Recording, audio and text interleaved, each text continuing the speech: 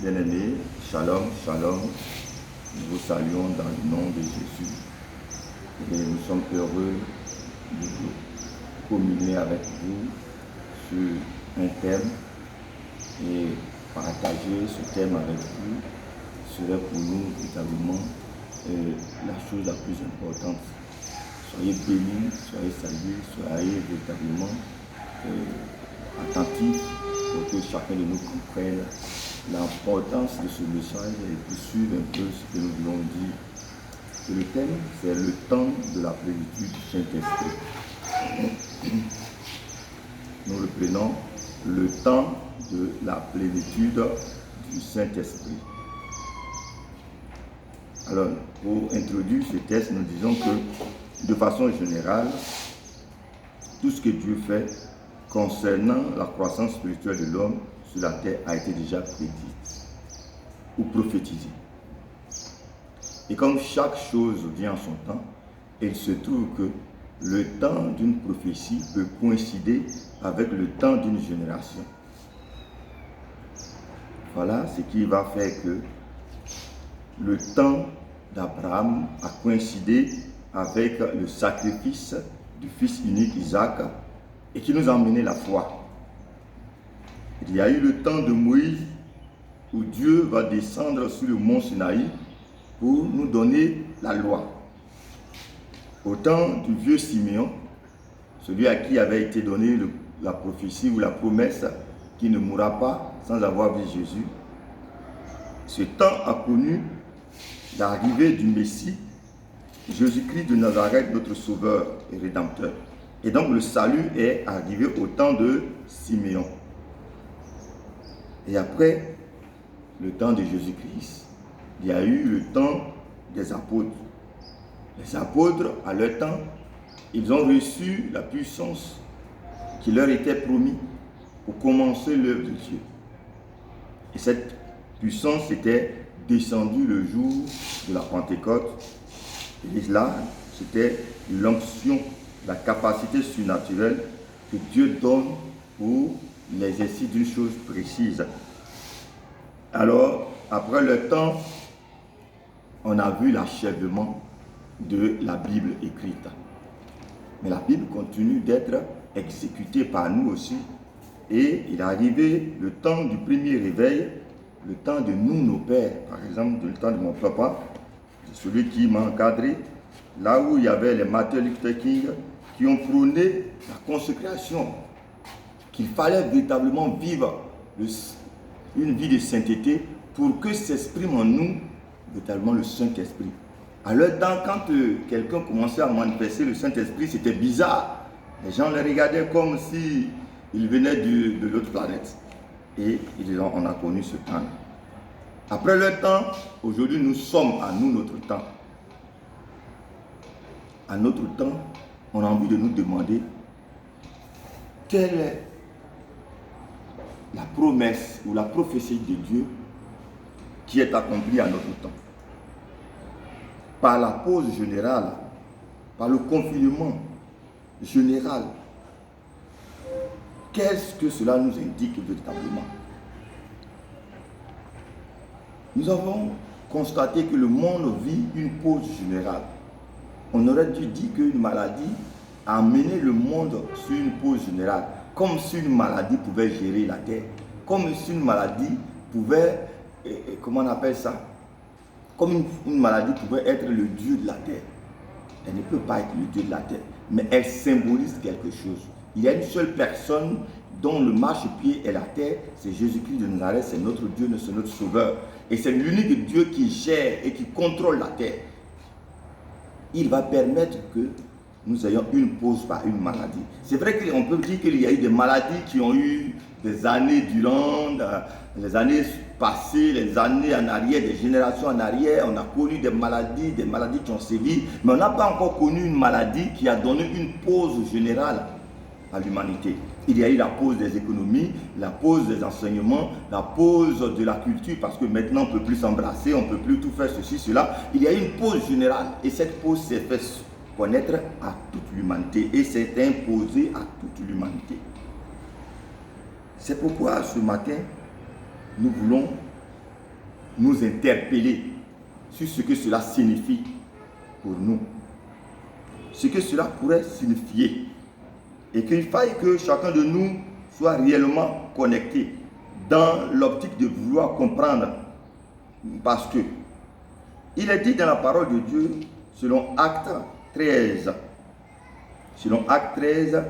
verset 41, il y a eu un moment comme cela, que lorsque la Pentecôte devait arriver, la Pentecôte qui était déjà annoncée, devait arriver, il y a des personnes qui n'ont pas cru à cela.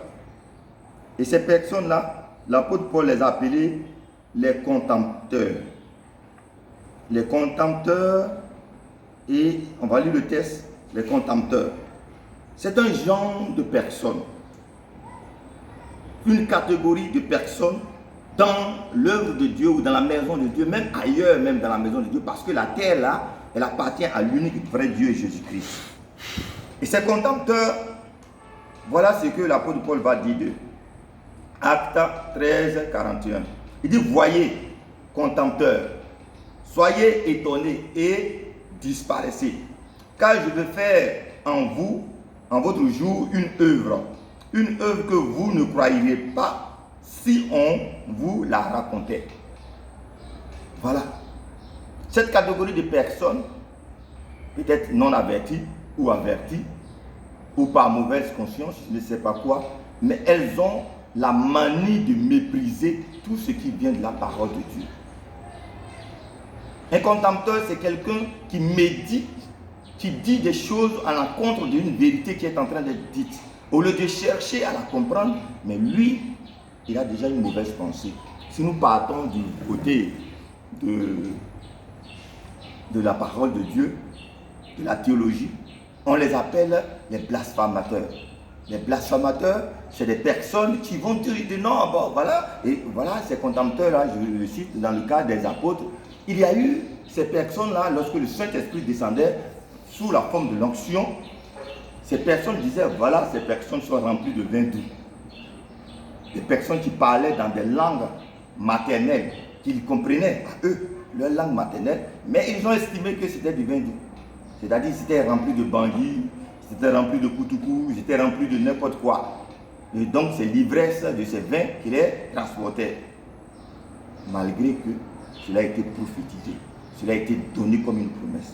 Alors à notre jour, à notre époque, frères et sœurs, je prie que vous ne soyez pas des contempteurs, des personnes qui, avant d'écouter une parole, commencent à médire la parole. Des personnes, avant d'entendre une prophétie de la parole, au lieu de chercher à comprendre, commencent à dire des choses qui vont en encontre de cette parole et qui ne leur permettra plus de comprendre la parole, de rentrer dans la bénédiction de la prophétie. Nous ferions mieux de chercher, de nous engenouiller et de prier, demander l'authenticité de la parole à Dieu lui-même qui détient toute la vérité. Alors, l'œuvre qui est en train d'être achevée ici ce matin, c'est l'œuvre que Jésus-Christ, que Dieu lui-même, depuis la création, selon les livres de Genèse 1, verset 26, avait dit, faisons l'homme à notre image. L'œuvre de faire l'homme à l'image de Dieu était déjà projetée depuis Genèse.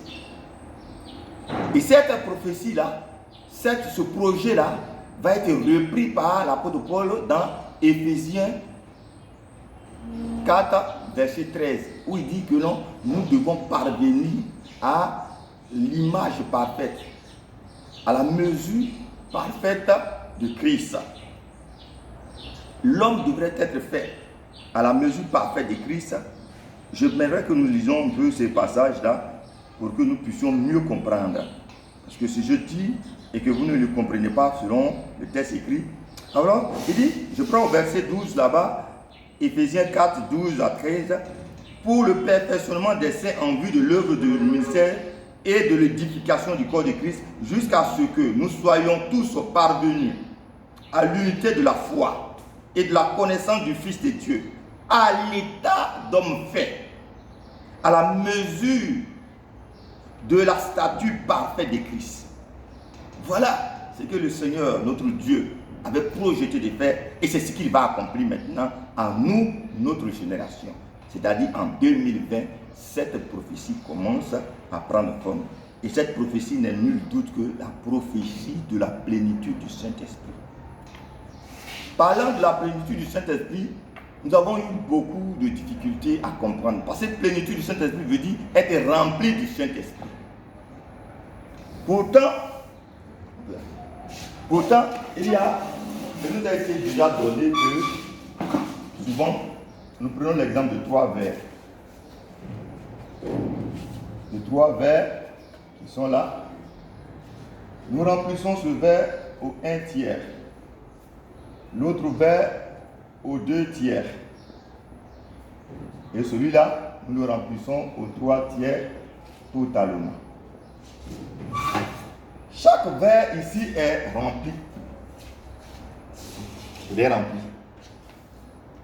Mais lui, il est rempli d'1/3. C'est comme ça le Saint-Esprit remplit l'homme. Il peut te remplir au 1/3. Tu es rempli du Saint-Esprit. C'est le même Saint-Esprit qui est là. Tu peux être rempli de 2/3. C'est le même Saint-Esprit qui t'a rempli. Et tu peux être rempli au 3/3 qui est la totalité, la plénitude du Saint-Esprit. C'est cette plénitude-là qui est l'image parfaite de Christ. C'est l'image de Jésus-Christ. C'est ce que Jésus-Christ avait. Il avait la totalité de Dieu en lui. De sorte qu'il avait toute la puissance en lui. Il avait l'autorité en lui. Il pouvait dire et la chose parvenait. Palpable. Donc, quand nous sommes remplis de la plénitude de Dieu, on ne peut plus nous enseigner parce que celui qui est en nous et qui nous a remplis totalement, c'est le Saint-Esprit. Et c'est lui qui sonde le cœur de Dieu. Donc, il sait tout de Dieu. C'est pourquoi le Seigneur pouvait dire, un temps viendra, personne n'enseignera son ami, parce que nous serons remplis du Saint-Esprit. Et dans la plénitude du Saint-Esprit, il n'y a plus de péché. Parce que le diable n'a pas pu influencer Jésus-Christ, parce qu'il était rempli de l'Esprit de Dieu. Et quand nous aussi nous serions remplis de l'Esprit de Dieu, on ne pourra plus nous contrôler.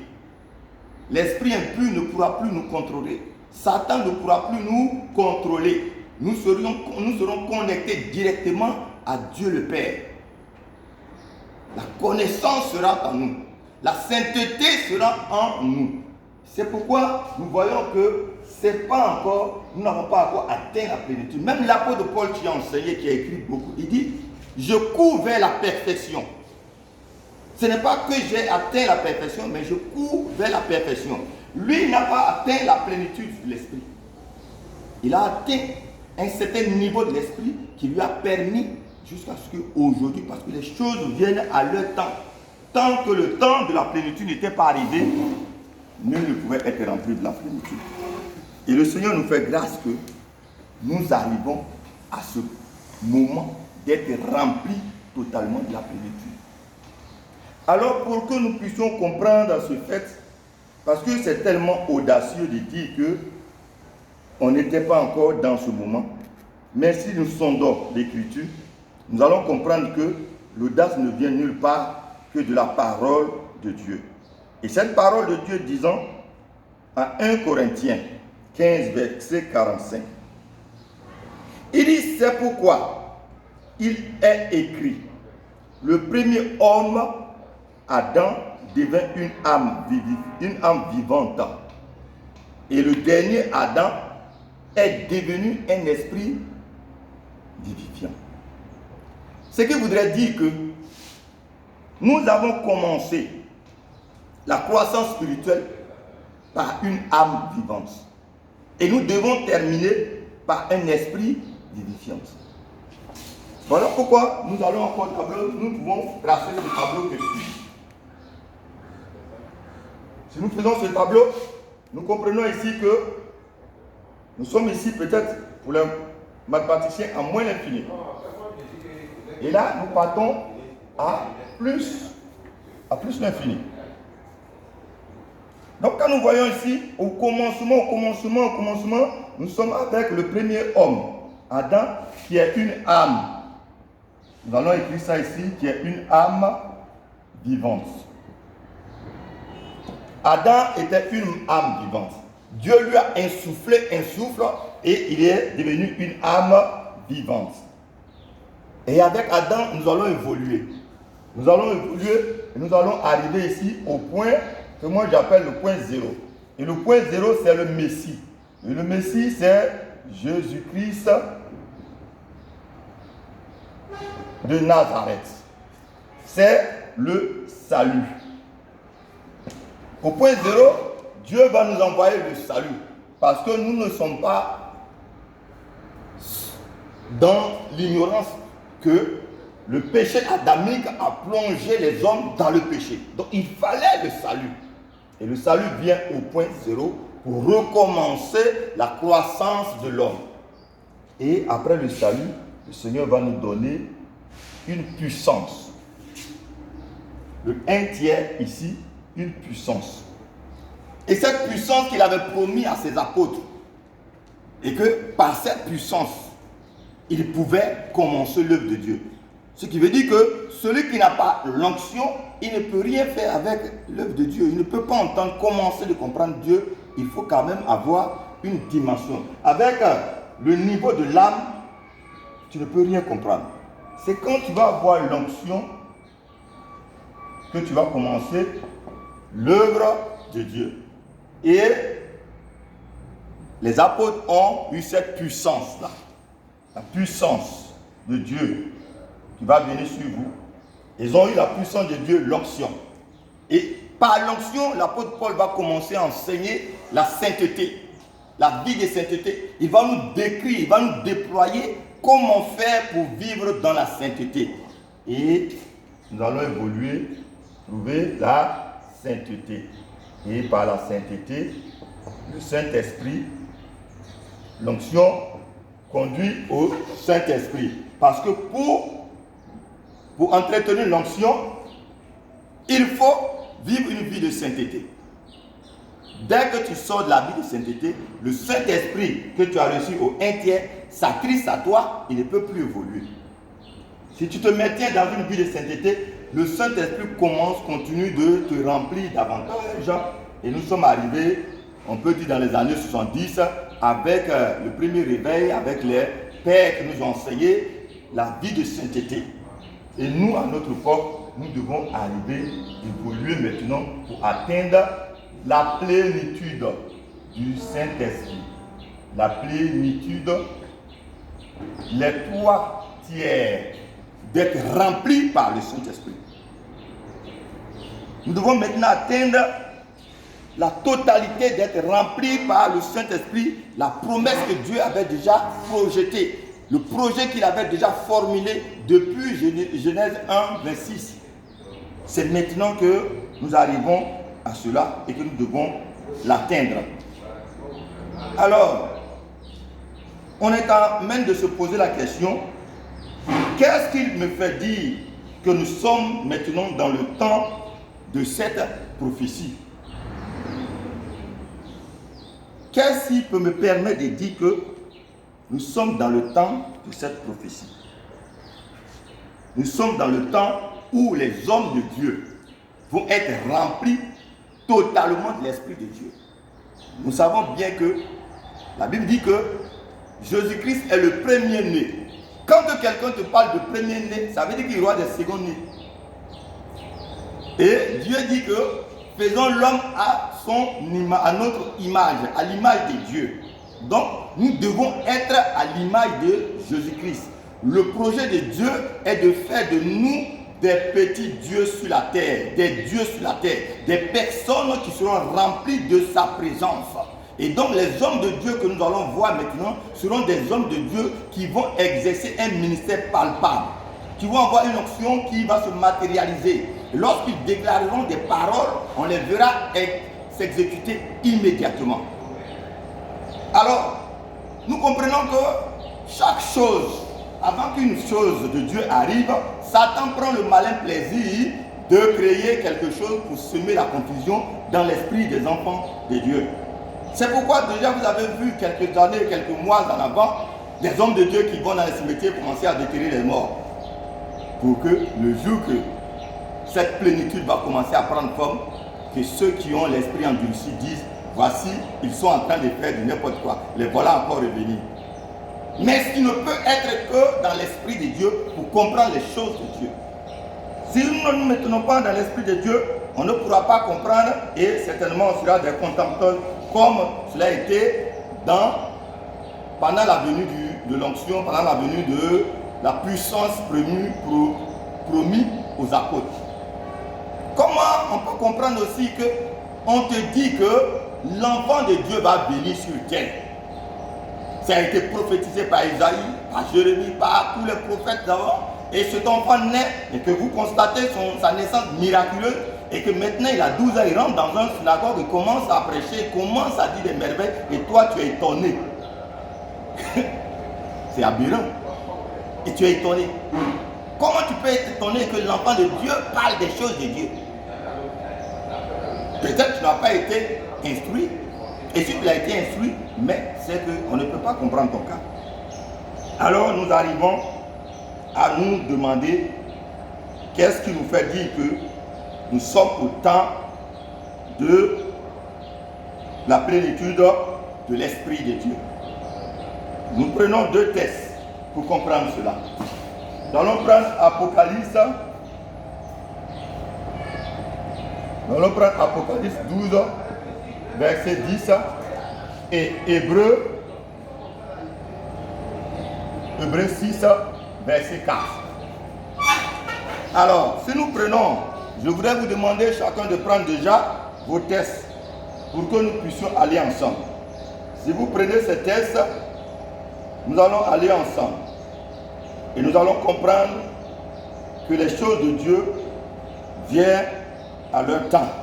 Et il peut se trouver que cette chose de Dieu nous trouve dans notre temps.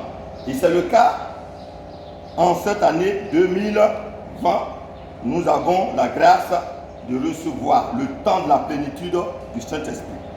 Alors, lorsque vous lisez l'Apocalypse 12, vous allez comprendre la naissance de la parole, la naissance de Jésus-Christ, les actes qui ont été posés, les attaques qui ont eu lieu à sa naissance jusqu'à ce que vous arrivez au verset 10, parce que nous avons déjà en parlé. Quand nous arrivons au verset 10, on dit, puis dans le ciel, une voix puissante qui disait, maintenant le salut. Maintenant, le salut est arrivé.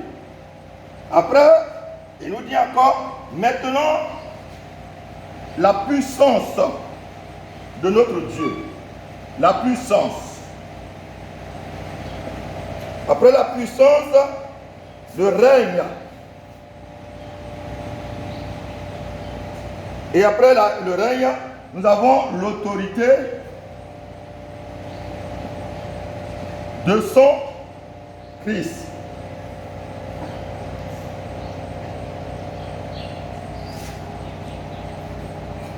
Alors, donc quand nous disons ce moment-là, nous comprenons qu'il y a 4 étapes qui ont été décrites ici par ce texte-là. Le règne et l'autorité de son Christ. De son Christ. Alors, le salut, nous comprenons bien, c'est lui qui est là, c'est la naissance de Jésus-Christ. La puissance, c'est celui qui est là, c'est l'onction qui était promise aux apôtres. Le règne, c'est la vie de sainteté qu'on prônait depuis le premier réveil. Nos pères qui nous ont montré la vie de sainteté, la consécration pour Dieu, afin que l'onction puisse grandir et que l'onction ne soit pas attristée en nous. Et lorsque nous vivons dans l'onction, nous sommes à la dernière étape qui est ici énumérée comme l'autorité de son Christ. C'est à ce niveau que nous sommes arrivés, nous devons arriver maintenant à l'autorité de son Christ. Alors, on ne va pas toujours comprendre ce texte. On peut aller encore dans notre Bible. Je prends la version Louis II. On va dans la Bible et on va voir Hébreu va nous donner encore les mêmes étapes de l'évolution de la croissance spirituelle de l'homme pour atteindre le niveau de Dieu que Dieu a promis. Entre-temps, il y avait un homme de Dieu qui avait déjà parlé de la dimension de Christ. Et ça a fait de la polémique. Mais en réalité, c'était une vérité. C'était une vérité parce que c'était le temps qui arrivait. que nous devons maintenant atteindre la dimension de Christ.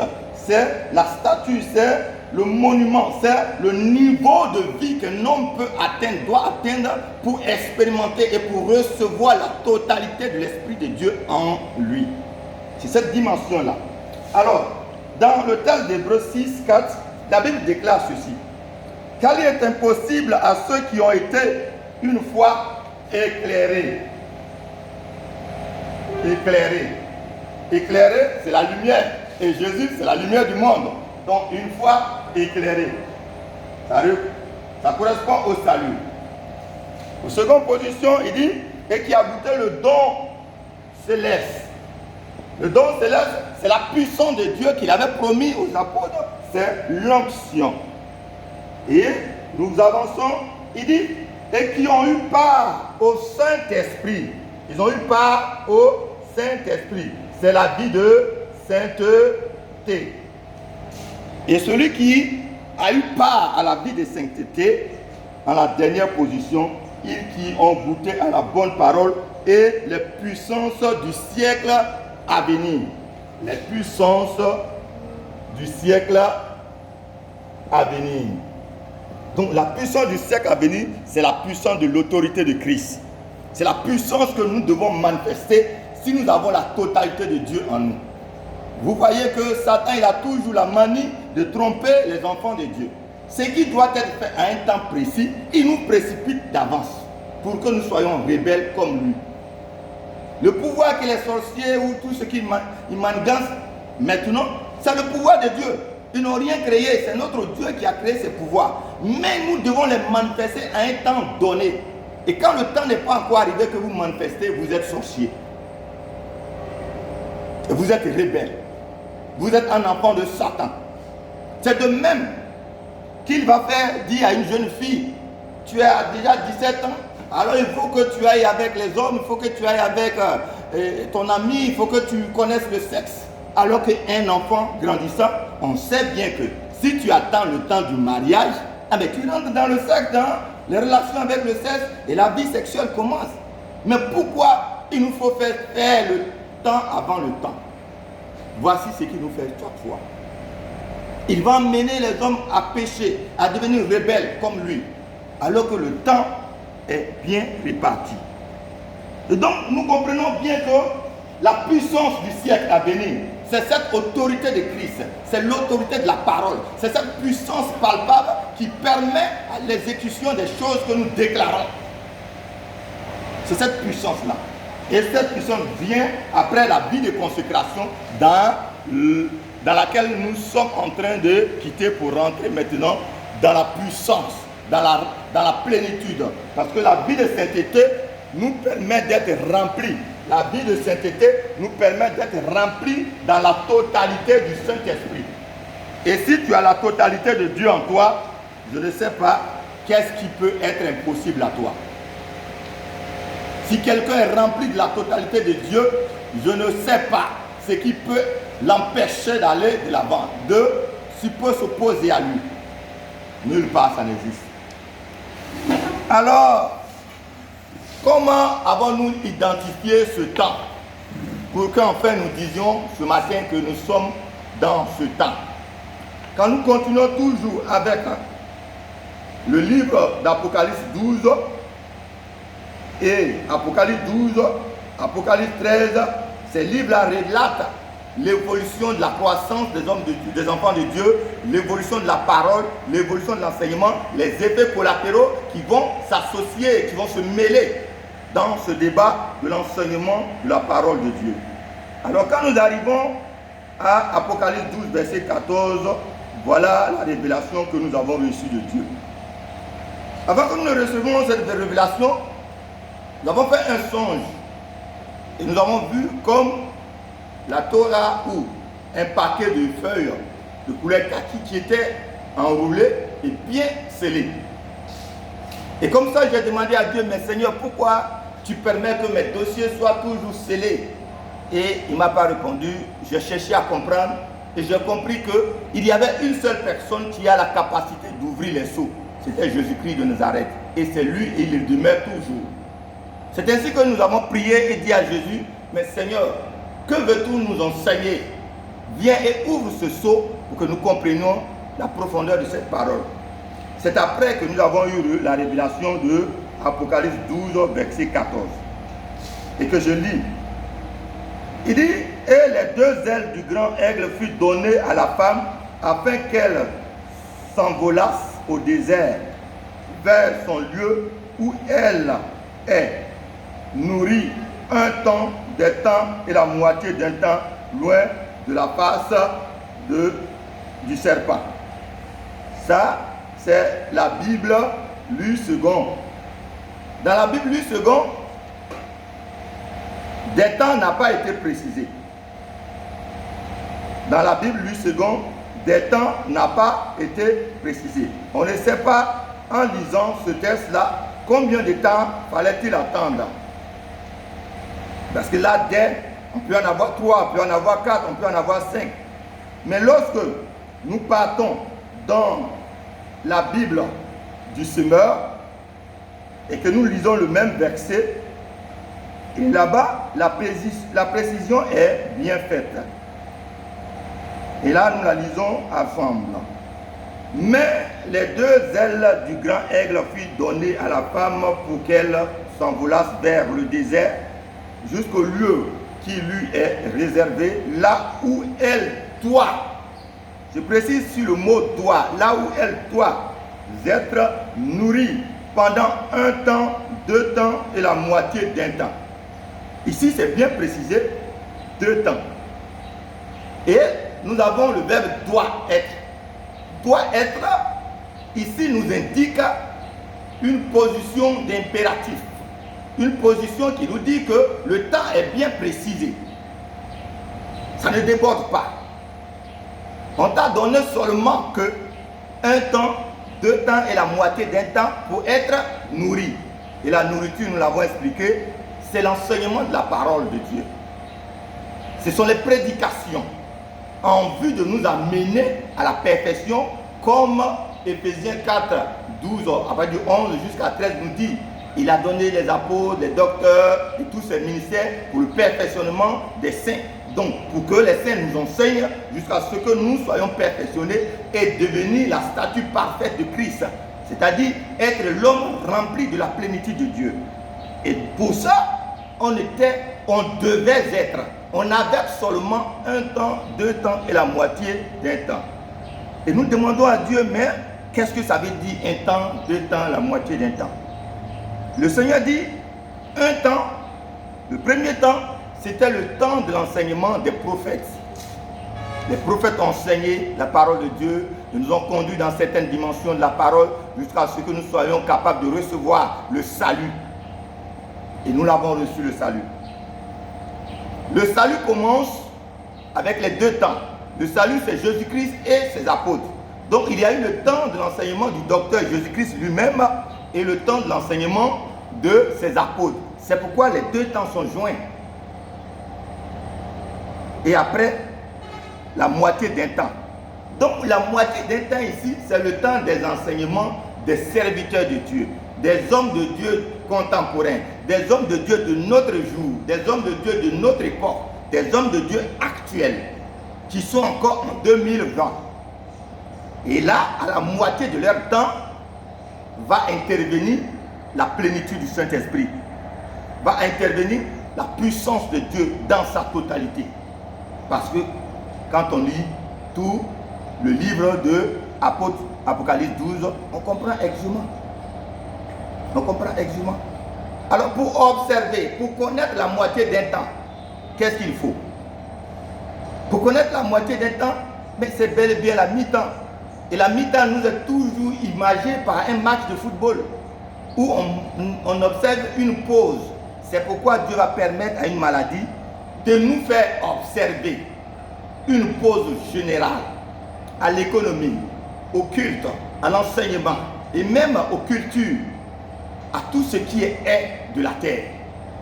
C'était la seule maladie qui va donner une pause générale à l'humanité.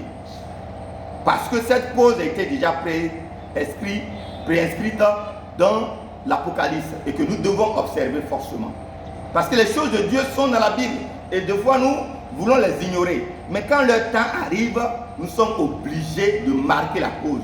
Quand le temps des apôtres, de l'onction était arrivé, mais on n'a même pas besoin que tu sois chrétien, que tu veuilles ou tu ne crois pas à Jésus-Christ, mais l'onction t'a permis de savoir qu'il y avait l'onction. Parce que lorsque les apôtres parlaient, tu les entendais dans ta langue maternelle. Tu ne pouvais pas ignorer cela.